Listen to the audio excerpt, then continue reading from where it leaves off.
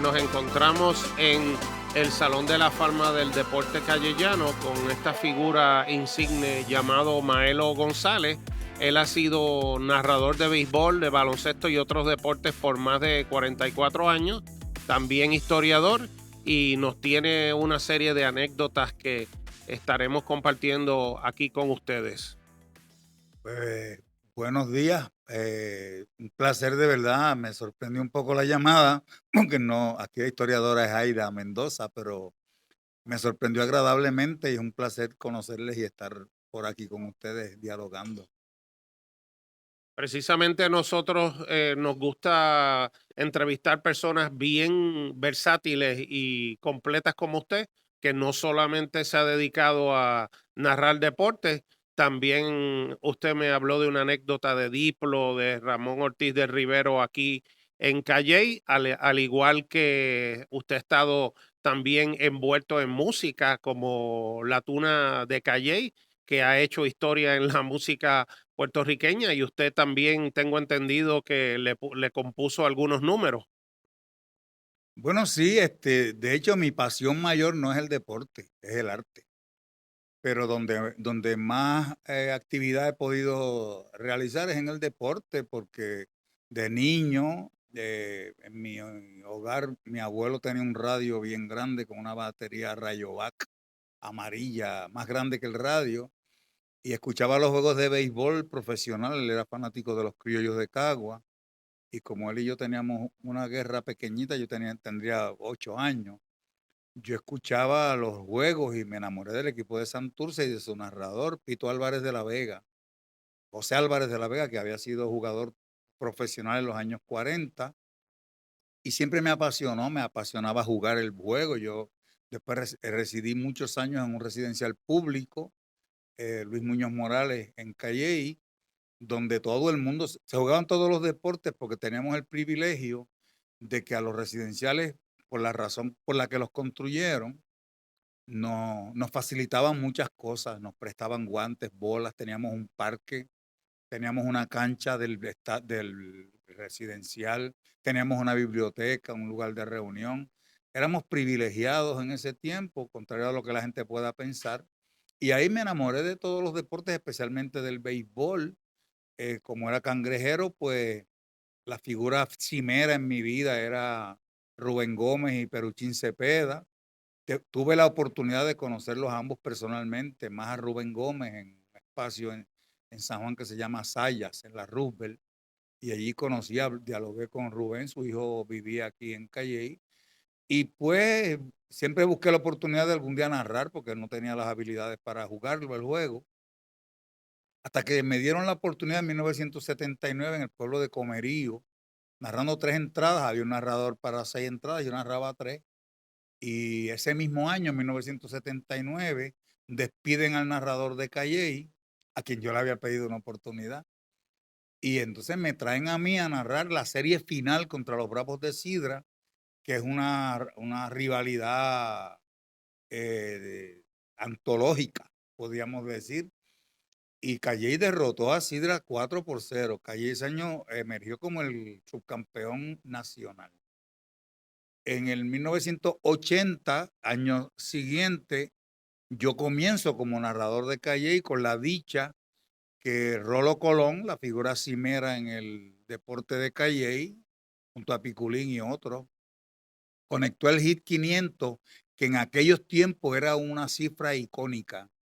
Y yo narré ese juego. Ese día, el licenciado Osvaldo Gil vino a ver ese juego y me preguntó quién era Maelo González.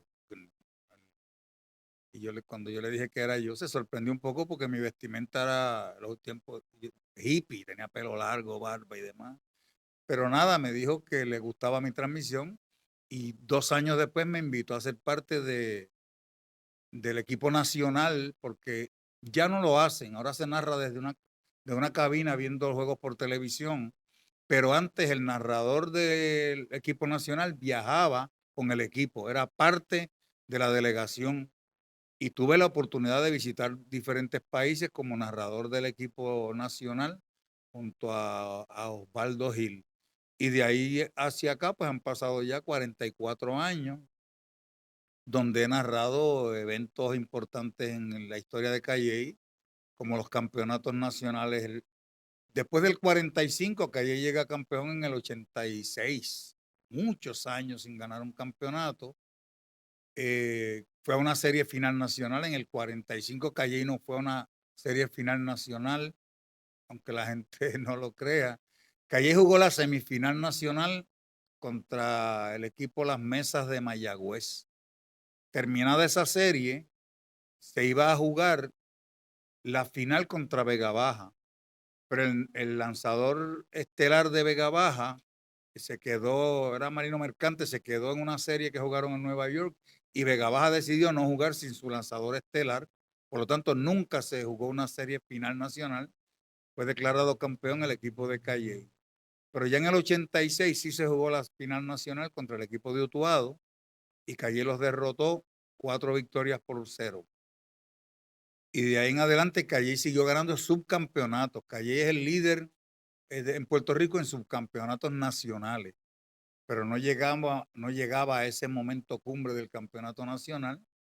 Y en el 1986 yo tuve la dicha de narrar ese juego aquí en el Estadio Ángel Luis Correa, lleno total en una tarde, y después pasaron 32 años para que vean lo difícil que es ganar un campeonato nacional, y en 2018 se repite la historia ya en el Pedro Montañés, que fue donde yo comencé a narrar, pero cuando yo comencé a narrar era un estadio vetusto, anciano ya, incómodo, narraba era como un palomar, una casita de madera. Cuando se hace la reconstrucción del estadio se cambia y donde era el home plate ahora es el Bosque Central. Cambiaron la ubicación y tuve la dicha de narrar en ambos espacios, claro, por el tiempo que llevo. Comencé allí, luego pasé al Ángel Luis Correa y en el 2012 se inaugura el Estadio Pedro Montañez moderno y tuve la dicha pues, de narrar eso y que le pusieran mi nombre a la cabina, cosa inesperada para mí. No esperaba un honor tan grande de llevar, que la cabina de transmisión llevara mi nombre. Cuando eso mi hijo mayor, Oscar González Sierra, jugaba del equipo de Calley hasta el 2016. Eh, y ahora este año, pues tan reciente como el pasado sábado, narré otro campeonato nacional del 2022. O sea que de los 4 campeonatos, tú has estado partícipe de 3 campeonatos, con una franquicia bastante icónica.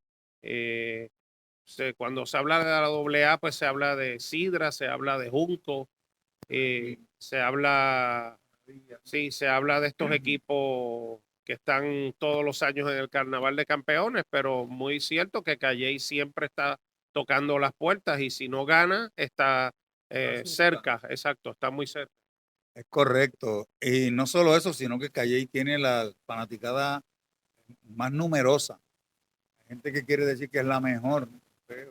Habría que ver qué característica tiene la mejor.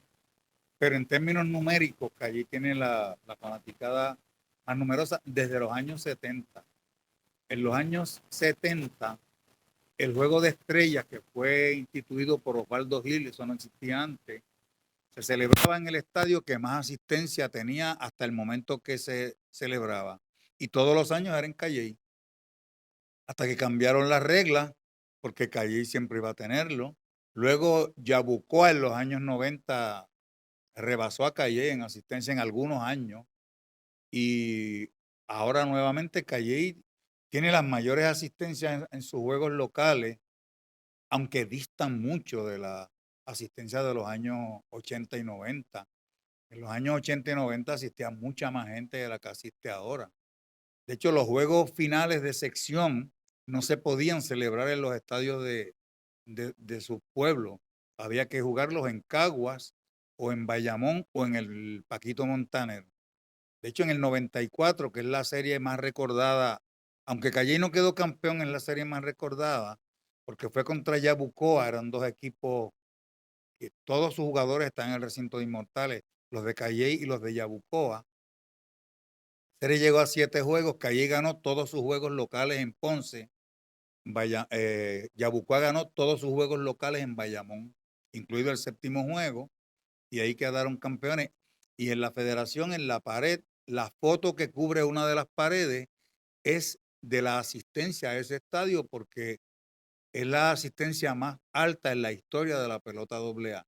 Y pagaron más de 14,000 personas. El estadio estaba totalmente lleno, allí había más de 20,000 personas. Aquí el pasado sábado estábamos cerca de los 6,500, 6,900 fanáticos presentes. No tengo el número de cuántos pagaron, porque hay una gran diferencia. Se dice que casi un 15% de la gente que entra a estas actividades no pagan, periodistas, amigos del alma, apellido Colón, toda esa gente. Y tengo entendido que nosotros hacemos excursiones de béisbol y de cuando en vez los llevamos a las oficinas de la AA y hemos visto ese cuadro que está al final, cuando uno entra al final. Tengo entendido que el Estadio Pedro Montañez es el único de la AA que está Major League Ready, porque inclusive los criollos de Caguas de la pelota profesional han jugado encuentros allí. Sí, es correcto, pero hubo que hacer muchos arreglos porque lamentablemente la gente que construye estadios saben de cemento y de medidas y demás, pero no saben de béisbol.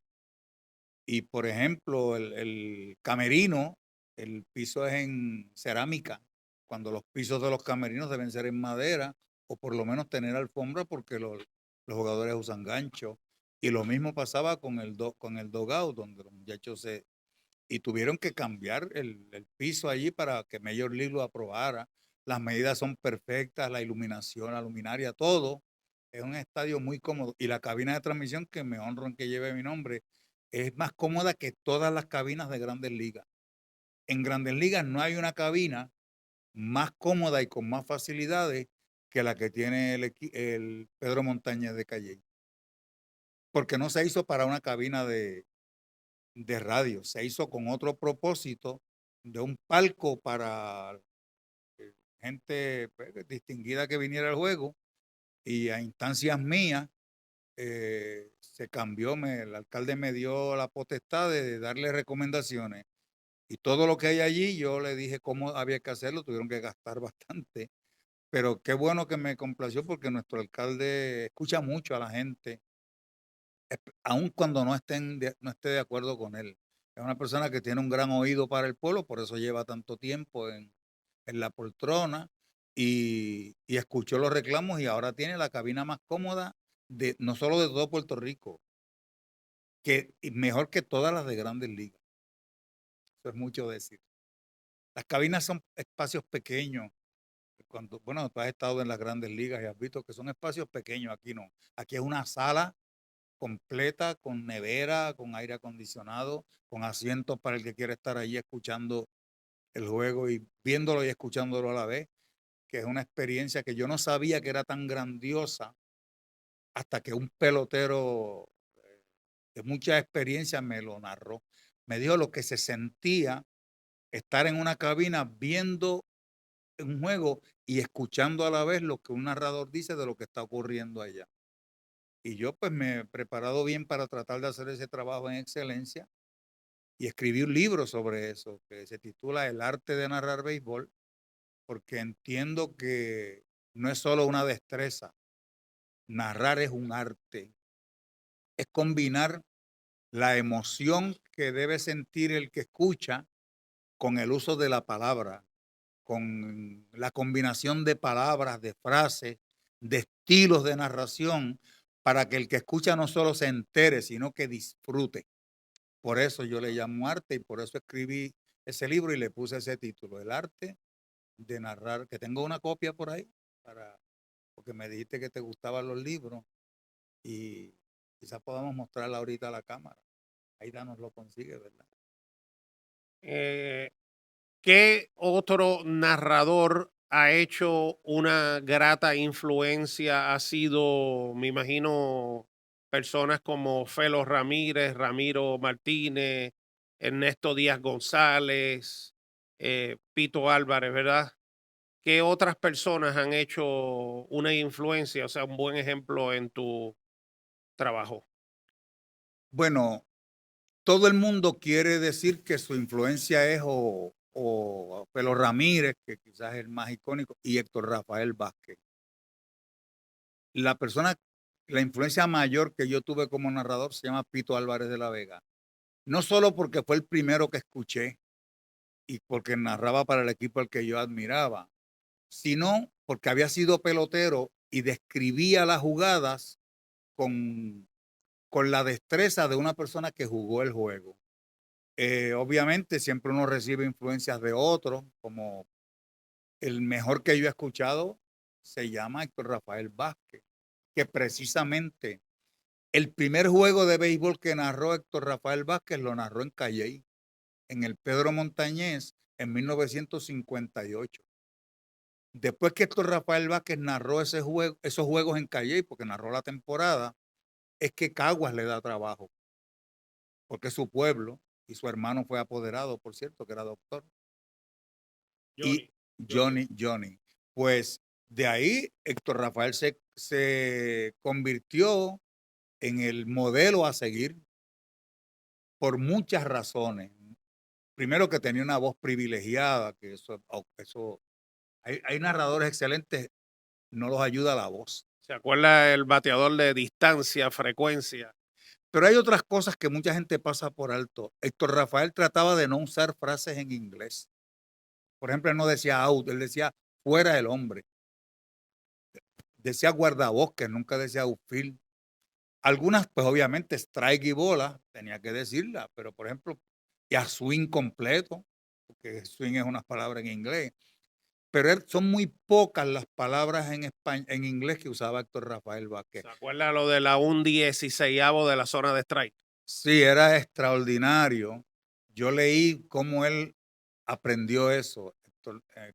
Leí que él se subía sobre el estadio de Cagua a observar desde arriba el juego e iba grabando en su mente detalles del juego y los llevó a la narración y lo convirtió en excepcional. Yo tuve la dicha de conocerlo por mucho tiempo, de hacer amistad con él. No solo eso, sino que me grabó mi presentación. Él decía cosas como, y sigue con ustedes el hombre de la clave, Maelo González. Él me presentaba y un privilegio haberlo conocido, aprendí mucho de él. eh, Hombre muy serio, cabal, y dominaba el juego de la A a la Z. Era cosa que no está ocurriendo ahora con muchos narradores que están, por eso hice el libro, porque ya yo estoy en las postrimerías de mi carrera como narrador y quería dejar un legado a los jóvenes para que tengan de dónde mirar cómo se narra una jugada. Porque para darte un ejemplo, hay tres en las bases y un batazo entre dos. Y narran el batazo y se les olvida que hay corredores anotando. Cuando termina la narración se les olvida el score cambió y que hay que decir cómo se puso el juego. Detalles que se les pasa por alto, una doble jugada, que se les olvida llevar en el orden que va, un robo de base, se les olvida que primero es el lanzamiento, después es el tiro, cubre a alguien, se desliza, no se desliza. Son detallitos que le añaden. Ubicar al oyente dónde está cada jugador a la defensa para que se haga un cuadro mental. Comenzar el juego diciendo las dimensiones del estadio para que la gente se haga un cuadro mental. Cuando los juegos son de día, yo acostumbro describir alrededor del estadio, las montañas o las casas, lo que haya, para que el que esté en la casa disfrute haciéndose una imagen de dónde está y transportarlo al estadio. Esas cosas se han ido perdiendo y yo quisiera que se rescataran. Y se les está haciendo tarde. También, bueno, él tiene tantas frases. De hecho, él cambió algunas. Fíjate que él decía con el jonrón originalmente, y la bola se va elevando y la bola se llevó la verja. Ya al final, él decía la emoción del béisbol, no decía lo original. Y fíjate qué acertado era que ahora mismo en grandes ligas los bateadores batean 220, 230, 240 y son súper famosos por los honrones, porque ahora le están prestando más atención en las grandes ligas por esto, la cybermetrics llamada, las medidas, lo que utilizan de métrica, le dan más importancia a los honrones que a los batazos de hit. Roberto Clemente en estos tiempos sería un jonronero, pero en los tiempos que él jugó se le daba importancia al promedio de bateo y él se aferró a eso y por eso tenía promedios altos. Hoy en día a los peloteros no les importa el promedio, fíjate, búscate todas las estrellas de Puerto Rico, las icónicas en estos momentos, búscate los promedios al bate. No, no comparan con Roberto Clemente para nada. Sin embargo, la gente piensa que están a su altura. No, porque ahora ellos lo que quieren es dar jonrones, no les importa el promedio. Tenemos uno de ellos que es líder de ponche en la liga y es una superestrella. Y Clemente se adaptó a lo que en su tiempo se requería de un gran pelotero.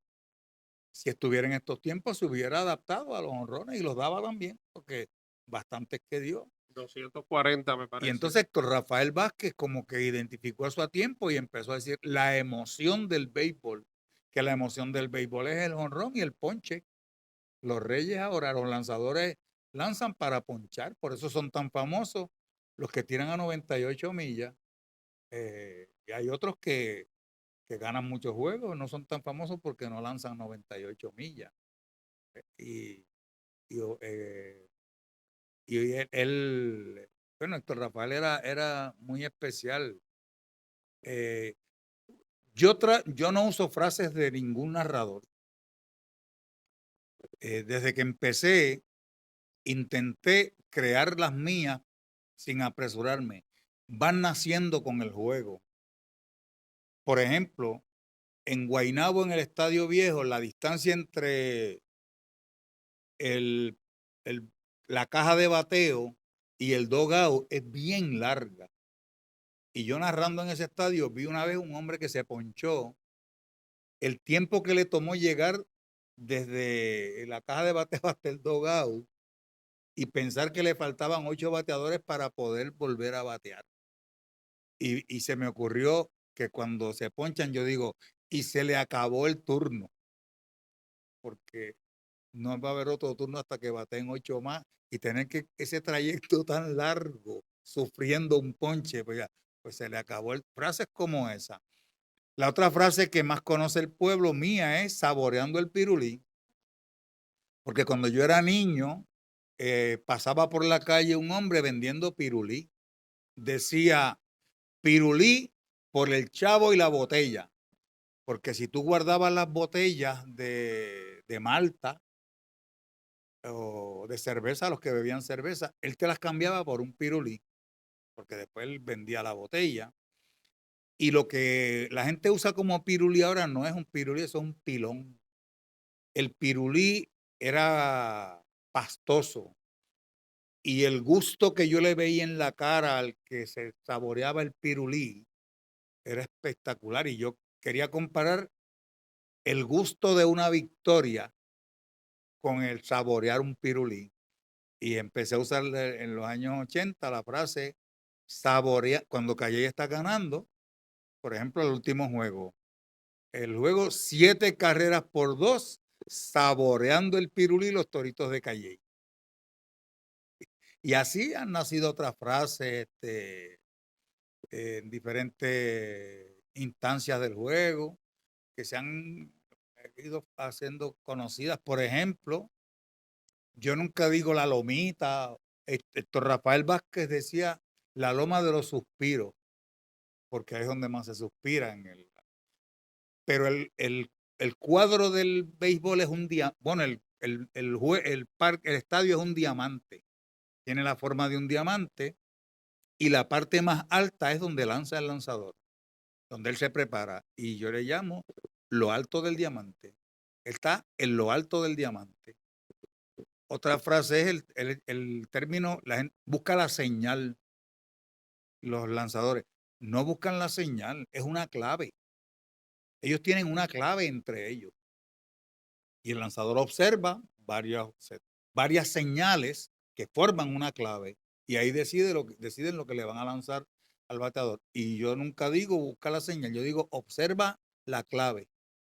Y así por el estilo, diferentes frases, porque yo soy criado en un residencial público, mi mayor parte del tiempo lo viví allí, y las frases nacían silvestres ahí, por ejemplo, eh, cuando están en 0 bolas y 2 strikes, yo digo la cuenta endemoniada, porque en el caserío donde yo me crié le decían la cuenta del diablo, y yo para no mencionar a ese señor tan desagradable, le digo, la cuenta endemoniada es 0 bolas y 2 strikes.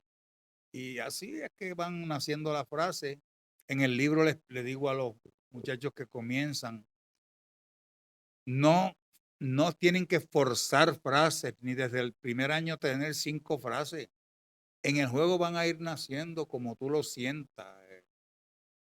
Desde tu interior van a ir naciendo frases y te van a dar a conocer. No imites a nadie, aunque a veces es inevitable.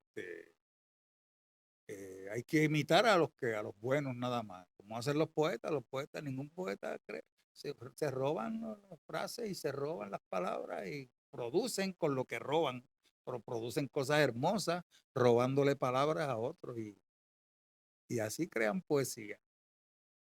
Maelo, ¿cómo me puedes explicar la transición o los cambios o los ajustes entre toda una vida narrando béisbol y ahora también en un momento dado narraste baloncesto y tengo entendido que para los 80 narraste un campeonato aquí para tu pueblo de Calley con Piculín Ortiz de estrella, ¿verdad? Y Miguel Mercado de dirigente.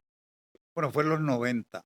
Bueno, Calle y la tradición es el béisbol, pero se juega mucho baloncesto, pero nunca tuvo franquicias a esos niveles. Fíjate que las franquicias del baloncesto y del voleibol florecieron donde llegó más el protestantismo, porque con la llegada de los norteamericanos a Puerto Rico, entre las medidas que utilizaron de dominación, eh, fue el deporte y la religión. Y el protestantismo, nosotros éramos una tradición católica por España, obviamente. Y llegaron lugares como, fíjate, donde llegaron los menonitas, por ejemplo, hay Bonito, Naranjito, Yauco, Isabela. El deporte que más floreció fue el baloncesto y el voleibol. Calley no corrió esa suerte. ¿Por qué? Porque Calley, el deporte del béisbol llega a Puerto Rico alrededor del 1896. Y en el 1896 los españoles habían terminado de construir un campamento militar, porque ya había aquí, ya Puerto Rico había tenido desde el 68 lucha para su liberación, pero 2 años después, la invasión norteamericana le quitan el campamento y lo convierten en el campamento norteamericano, cerquita del centro del pueblo, y el líder de el militar de más rango era de apellido Henry, y se llama Henry Barracks. La gente en calle piensa que Barracks es el apellido de Henry. No, no, era la barraca de Henry, porque él era el líder. Y cerca del pueblo, allí mismo, el deporte que estaba en auge en Estados Unidos era el béisbol. Y se combina esa llegada a Calle de los norteamericanos. Ya se jugaba béisbol en San Juan, Ponce, Mayagüez, Cagua, Humacao, lo- Guayama. Guayama, los distritos, los pueblos líderes de los distritos. Pero Calle tuvo la grandísima suerte de que con ese campamento vienen norteamericanos aquí. Y si tú buscas los nombres de los jugadores de Calle de esa época, muchos son apellidos en inglés, porque eran soldados que llegaron ahí en el 1898 y preparan no construyen, preparan un espacio que le llamaban las torres, porque había 2 torres de comunicación, y ahí es donde empiezan a jugar béisbol en Calley. Y ahí es donde empieza el deporte a desarrollarse en nuestro pueblo, no así el baloncesto. Pero por esas cosas de la vida, en el 1991, un comerciante acaudalado crea una liga de baloncesto profesional, no baloncesto superior, y forman 6 franquicias. Y Calley tiene una de las franquicias. Pero Piculín estaba en Estados Unidos. Piculín era estudiante universitario todavía, estaba comenzando su carrera. No juega de ese equipo. Son profesionales. Por primera vez se le llama profesional a una liga en Puerto Rico. Fajardo tenía equipo, Hormiguero tenía equipo, Guaynabo tenía equipo, Canóvanas tenía equipo, los que yo recuerde así, y Calley. Y ahí me invitan a mí a narrar. Para sorpresa de muchos, yo dominaba más el baloncesto que el béisbol en términos de conocer las dinámicas del juego, porque cuando comenzó la entrevista te dije que yo me crié en un residencial donde teníamos una cancha y teníamos un parque, y yo jugué más baloncesto en mi niñez que béisbol. Yo medía 5'10", que en aquel tiempo era grande, ahora es un enano.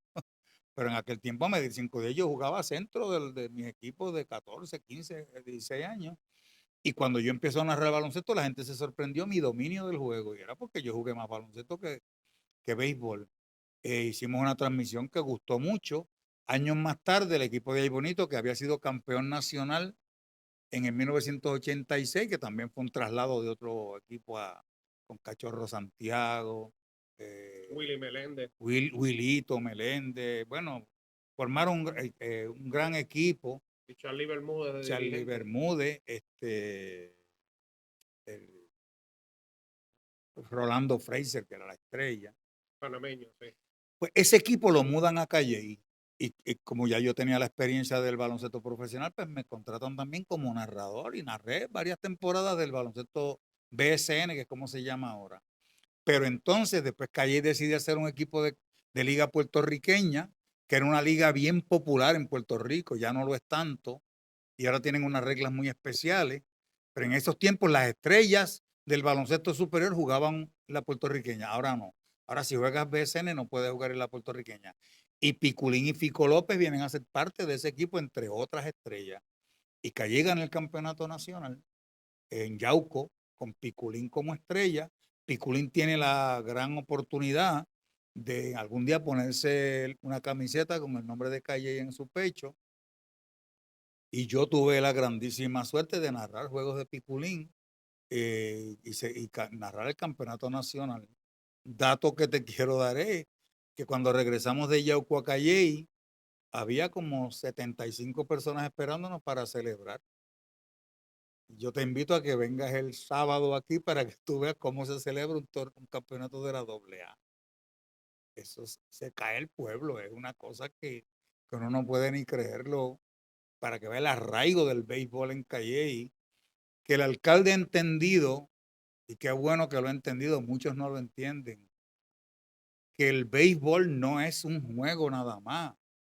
El béisbol es un medio extraordinario para unir a un pueblo. La gente debería leer a Mandela. Cómo Mandela une a un pueblo como África del Sur utilizando un deporte. El rugby.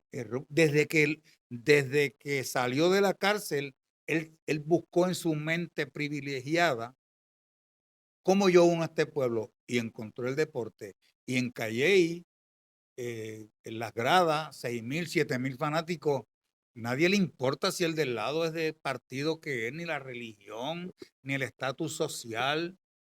Es un junte de pueblos, y los pueblos necesitan vivir de su orgullo, y nuestro alcalde ha entendido eso muy bien, y apoya a nuestro equipo. Por cierto, en estos días se inaugura la plaza remodelada, y uno de los actos es dedicado al equipo nuestro, al equipo campeón nacional del 2022, como deporte, como aglutinador de voluntades y de amor patrio. Y bueno, en Puerto Rico pasa el Team Rubio, y todo el mundo quiere hablar de los magníficos 12, pero nada como el Team Rubio, como el otro equipo, el Dream Team Del del 95. 95. Personalmente, cuando yo pienso en Calle y pienso en la Ruta del Lechón, pienso en los deportes, pero pienso en la icónica tuna de Calley, que yo tuve la oportunidad de verla crecer también desde los 70s y tengo entendido que usted, Maelo, también la vio crecer mucho más de cerca. Pues la tuna lleva un espacio bien amplio en mi corazón por muchas razones. Mi hermano que falleció prematuramente fue el primer familiar mío que estuvo en la tuna de Calley. La tuna se empieza en el 64. Yo estaba en tercer año de escuela superior y fui a la primera reunión que hizo el doctor Juan Ángel Noguera, que fue su creador, que en paz descanse, porque mi novia de ese tiempo cantaba bonito y yo fui con ella y vi el primer ensayo que no iba a ser una tuna, era un grupo para cantar, punto. Un año más tarde ya se va formando, eh, se le llamó tuna, pero tenía instrumentos que no eran de tuna, no solamente eran instrumentos de cuerda. Y unos cuantos añitos después, yo soy miembro de la tuna y mi hermana Hilda también, fuimos tres hermanos a la misma vez. O sea que ya 6 años después de empezar la tuna, ya yo era miembro de la tuna, era el presentador en todas las plazas y tuve la oportunidad de componer como 15 o 20 canciones que están grabadas. La que más gente conoce se llama Así se forma una trulla y se canta todos los años. He recibido dividendos por eso también. Todavía recibo. eh, y el orgullo mayor mío no es haber pertenecido a la tuna, es que los 58 años de la tuna se le deben a una persona que se llama Gertrudis Maldonado. Porque si Gertrudis no hubiera estado en la tuna, esa tuna hubiese llegado a 20 años máximo.